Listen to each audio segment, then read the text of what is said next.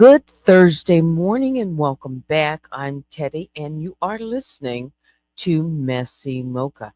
So go ahead, grab your cup and let's sip this morning's news and other mocha up. How's everyone? Shout out to the mob. All my other bears I call the grizzlies and the honey bears. Please hit the like, on your way in and share this video. So, a lot of news going on this morning. And maybe before I get into that, just, I don't know, a little chit chat, perhaps. Just start the morning. Have you had your cup? I've had mine. And now I am on to tea. Yeah, it's a cold winter day, but that's what winters are like here. And I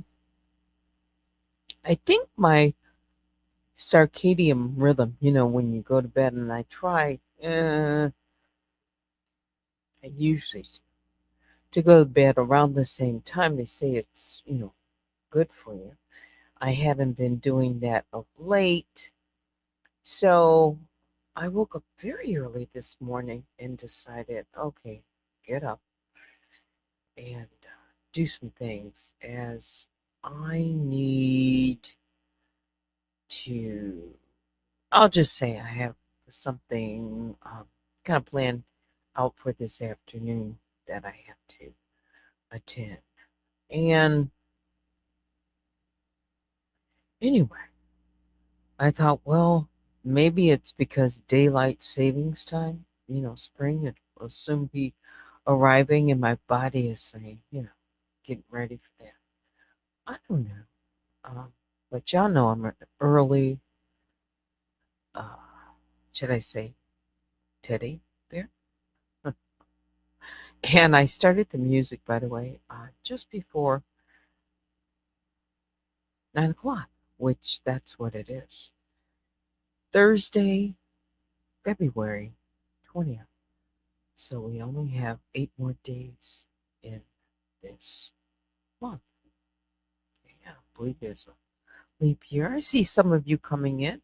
Shout out also to my moderators joining me and those of you. All right, so let's just get into it. Oh, you know what? Let me just ask you a question. Have you ever um, planned to do something like read a novel or go to a movie or, do something like that? And you've been looking forward to it, and someone spoils, like it's called spoiler alert, you know, about what the plot, what is about to be revealed. Um, does that affect you in any way? Do you cringe when someone spoils a surprise?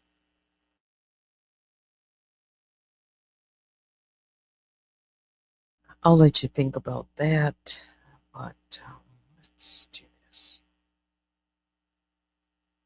Have you also heard, and this is in the news, President Trump, what he's been saying about um, President Zelensky, Ukrainian president, even words like dictator and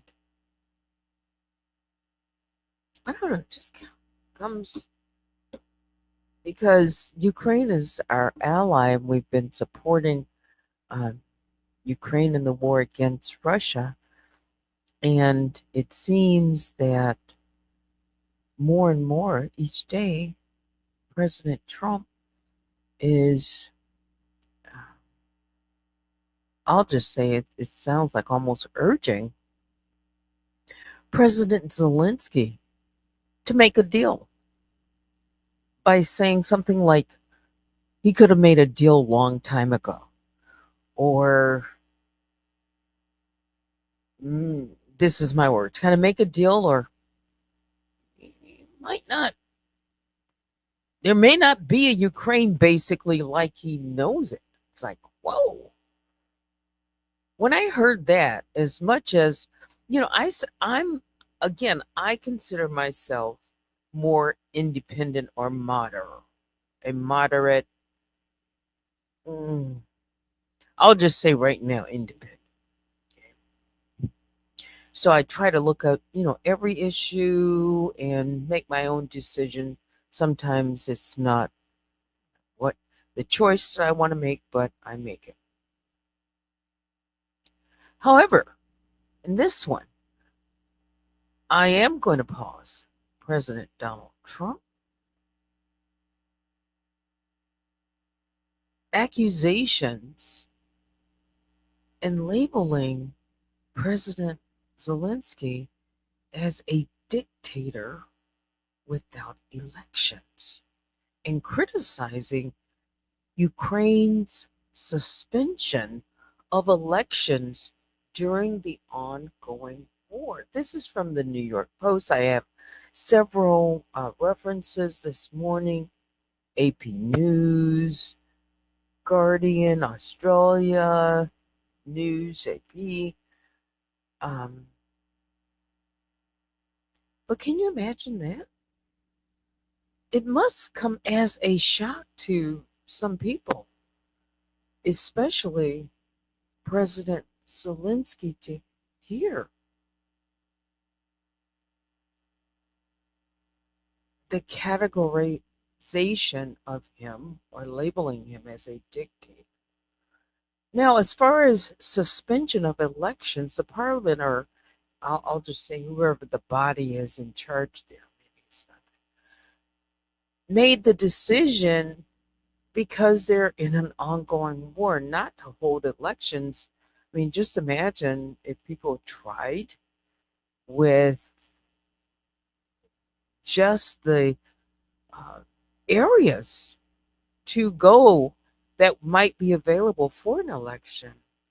So, and then there's this pressure to negotiate. Now, Trump is a deal maker, and that's one of the things he's known for. He wants to be almost like the world deal maker, and he wants peace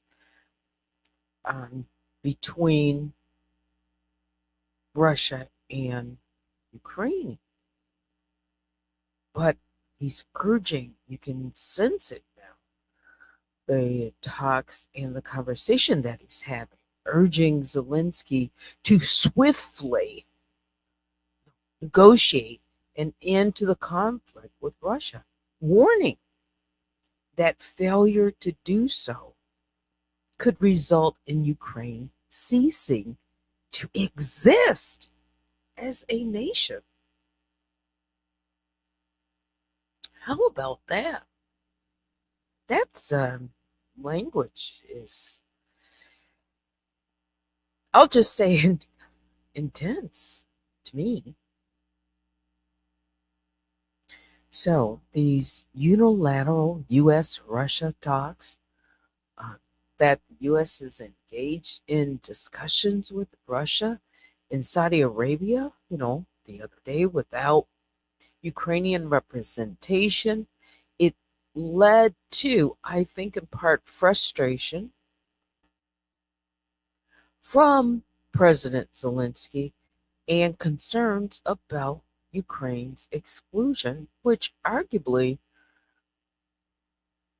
if he was not aware and his team wasn't aware of any type of form of negotiation that's critical to the existence and peace between the two,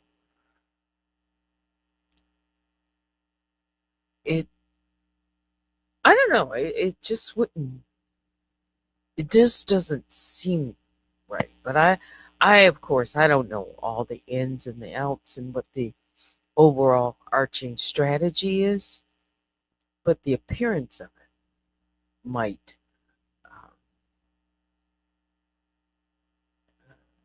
justify, that's justify uh, the frustration that is being exhibited by President Zelensky.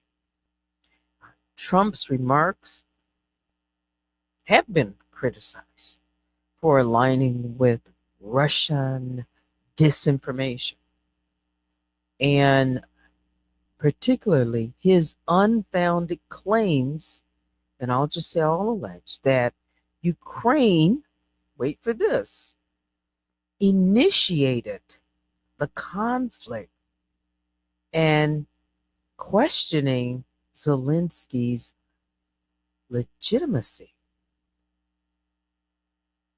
That they started this. This is all new to me, so it made me sit up when I heard it. I did. Like, is this what I'm hearing now? Is this what American people are hearing? No matter what side you might be on, in my opinion. And some think it's a lot of rhetoric, but it's significant. I support certain things that are being done right now in the administration. I do. I mean, looking for fraud, waste, and abuse, I think that's all right. It just depends on how it's going about it. But in general, yeah, there should there could be ways to improve departments and make cuts.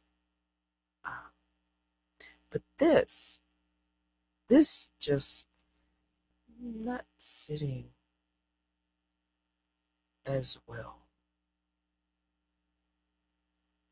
Because again, while Ukraine is not part of NATO, they are considered our ally.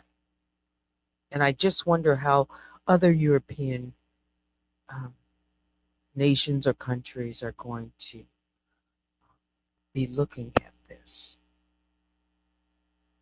So, I don't know, just a little bit on that, my own words. So, but let's get to the 5 things that we should know this morning, and maybe we can come back to that. Uh, what do you think?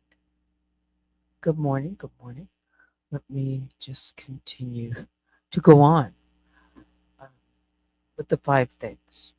All right. First, Pentagon cuts. Defense Secretary Pete Hegseth has ordered the U.S. military to prepare plans to make drastic budget cuts over the next 5 years, with an exception for border security, according to a new memo obtained by CNN.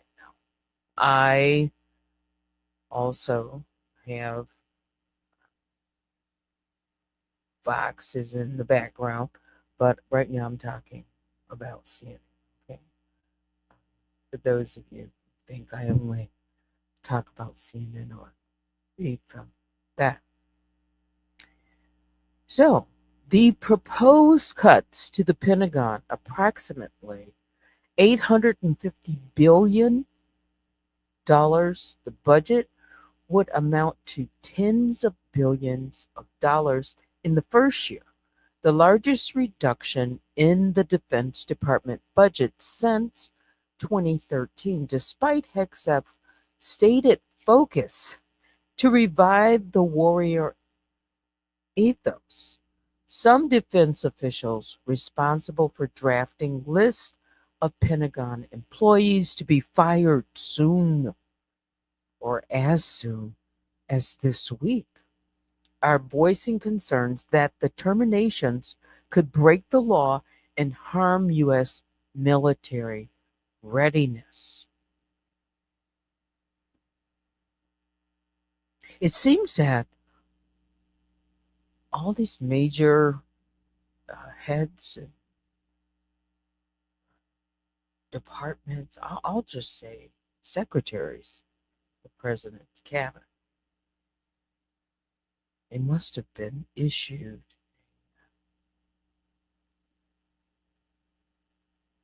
some directives, I'll say, for these, to make cuts.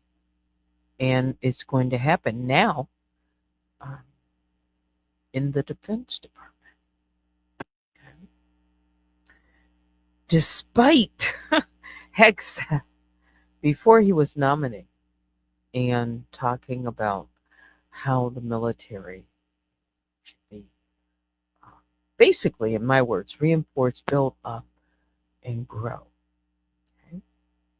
On to Israeli hostages. Earlier today, Hamas handed over the bodies of 4 Israeli hostages held in Gaza. The first time the group has released deceased captives since October 7, 2023. They are said to include the bodies of Cherie Bibas, who was 32 when she arrived, and her sons Ariel, 4, and Karif, 9 months, were abducted from their homes in kibbutz near Oz in southern Israel by Hamas-led militants more than 16 months ago. The 2 boys have become the most recognizable victims of the October 7 terror attacks and the first return of hostages bodies marks a hugely emotional and somber moment for Israel. I mentioned this last night. Arizona plane crash. 2 people are dead after a mid-air collision between 2 small aircraft Wednesday at Arizona's Marana Regional Airport just northwest of Tucson. While the investigation is ongoing, officials have confirmed 2 people were on each plane. The crash follows a recent string of aviation incidents beginning with January 29 mid-air collision at Ronald Reagan Washington National Airport, which killed 67 people when a military helicopter and an American Airlines regional jet collided. Since then, 4 other aviation incidents have drawn national attention to air safety. I talked already a lot about Ukraine. President Donald Trump doubling down on his criticism of Ukrainian President Volodymyr Zelensky on Wednesday, eliciting reactions from GOP lawmakers, world leaders, and top administration officials. On Tuesday, Trump wrongly accused Ukraine of starting the war with Russia. He also parroted another Moscow talking point in saying that Ukrainian president should hold an election that was suspended because his country is in a state of war and under daily attack from Moscow forces. After Zelensky accused Trump of being a disinformation space, in a disinformation space, Trump escalated the fight on Wednesday, falsely calling the Democratic elected Zelensky a dictator. And then finally, birthright citizenship. An appeals court will not allow Trump, the administration, to end birthright citizenship for certain children of immigrants, a ruling that could propel the issue to the Supreme Court. For decades, under an 1868 constitutional amendment and a statute that preceded it, citizenship has been extended to anyone born on U.S. soil, regardless of the immigration status of their parents. President Trump is seeking to end birthright citizenship for children whose parents are undocumented or are unlawfully present in the U.S. on temporary visas. The case before the appeals court is one of several major legal challenges to the policy and the first to get the weigh in by an appellate panel. So, as I mentioned, lots of news. Let's see what Fox. Trump puts Americans first with new executive order cutting off taxpayer cash for illegal migrants. migrants. Maybe we'll come back to that here in just a second. Want to see what else. More talk about migrants. Members of notoriously violent migrant gang busted in drug raid, then cut loose in Blue City. I did hear about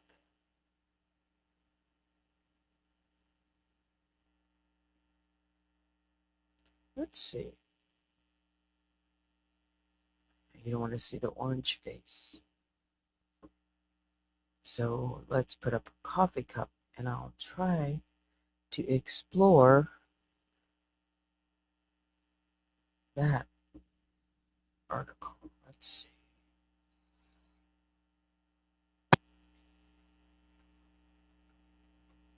You know, Fox says they're fair and balanced. Others say that they're on and play for one each day. All right, so what is this executive order? Trump signs executive order ending use of taxpayer money to incentivize or support illegal immigration. Coming from a White House fact sheet, said the executive order is to ensure taxes are used to protect the interests of American citizens, not illegal aliens. It must be part of Trump's America First. By the way, President Trump and Elon Musk sat down and gave Sean Hannity an interview the other night. I did not catch it. I watched maybe 5 minutes of it as a rerun, but I can get around to it. So let's see.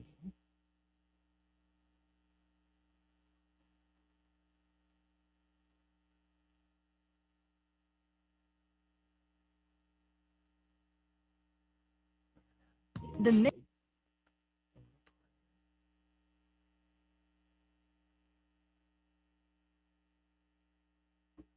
well, actually, that's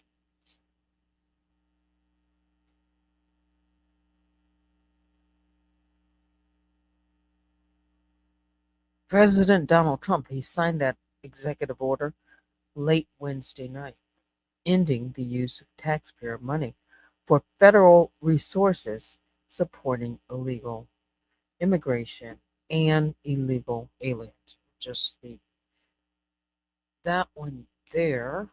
But what this other story is.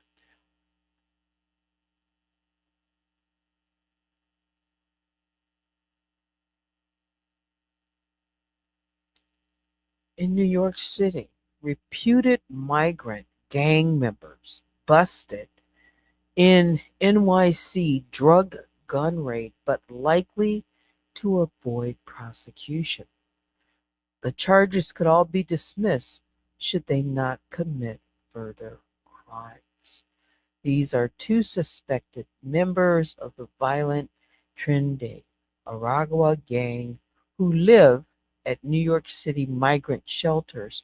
Well, they were busted in a gun and drug raid earlier this month and have since been cut loose on lesser charges that may end without prosecution. Police tell Fox News Digital that the pair, Jose Tamaranes Caldera, I'll just say Tamaranes, 27, and Richard Garcia, 33, were arrested in February. A raid on a Big Apple auto repair shop where a Glock handgun, two imitation pistols, and a large quantity of drugs were found. Both are reputed members of that Venezuelan migrant gang, which has been terrorizing cities across the nation. The New York Post reports citing sources. The NYPD was unable to confirm their purported gang membership to Fox News Digital. Do we have a picture of these guys?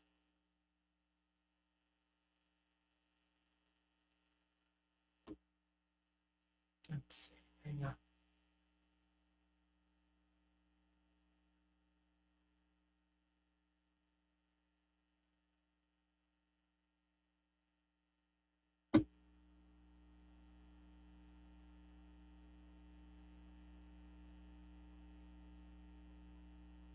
Oh, yes, you can see them right there. The pair. Okay. All right. So I think it is what? It's just about 9:30. It's 9:24. I usually take a break when I'm on for an hour. If I'm going to be on for an hour. Music break this morning. Let's do this. Are you enjoying the night talk and the bedtime story that I've been telling for a little over a week or so? The secret, I'll call it treasure, fortune. In case you missed it, we are on part probably now right around 50.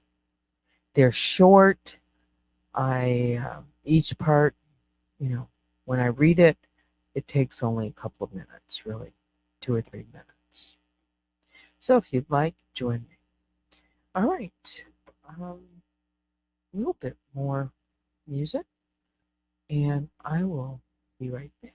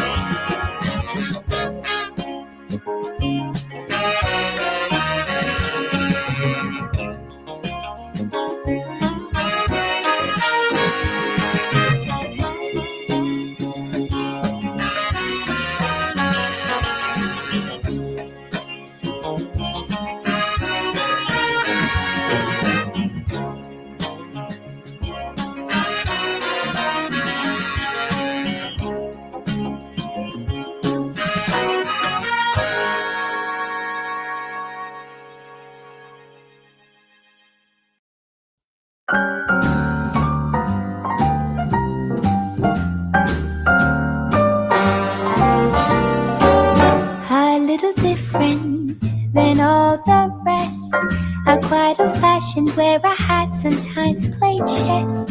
And when I'm out, I'm looking for that vintage fling.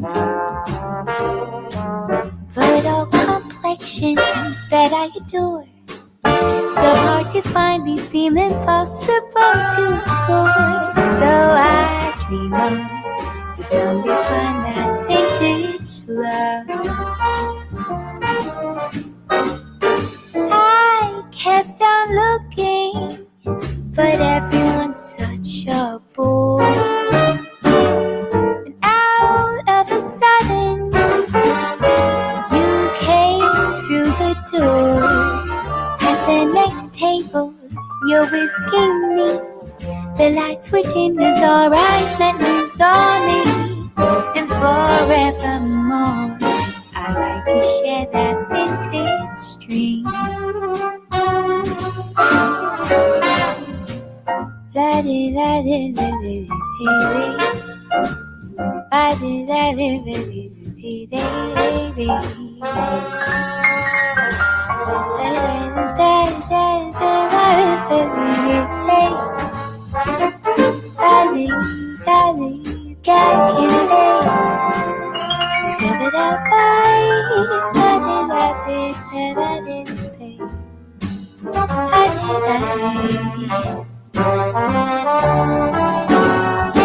I kept on looking, but everyone's such a bore.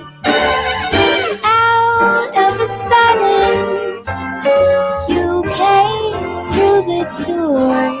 At the next table, your whiskey neat. The lights were dimmed as our eyes met and you saw me. And forevermore, I like to share that vintage dream. And forevermore, we're living in that vintage dream. All right, so I am back and just about ready to wrap things up. Something that just came across the news wire. News alert: IRS expected to fire about 6,000 workers in the middle of tax season, and it's expected to happen today. The Internal Revenue Service set to fire about 6,000 workers Thursday, according to a source familiar with the agency's plan.